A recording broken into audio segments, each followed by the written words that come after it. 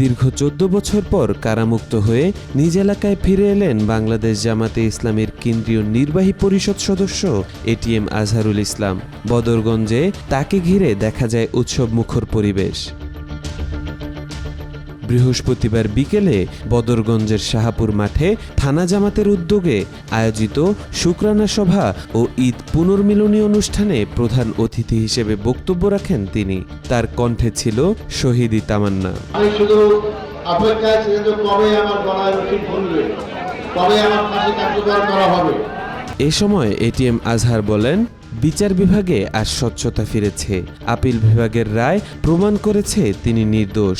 ATM Azharul Islam তার বক্তব্যে বলেন, যারা আমাকে অন্যায়ভাবে ফাঁসির আদেশ দিয়েছিল তাদের বিচার হওয়া উচিত। এই দেশের মানুষ দীর্ঘ ১৭ বছর ন্যায় বিচার থেকে বঞ্চিত ছিল। বক্তব্যের শেষে তিনি বলেন, ২০২৪ সালের ছাত্র জনতার অভ্যুত্থানে শহীদ হওয়া আবু সাঈদ সহ সকল অংশগ্রহণকারীদের প্রতি কৃতজ্ঞতা প্রকাশ করেন জামাতের এই কেন্দ্রীয় নেতা। নিউজ ডেস্ক, আজকাল।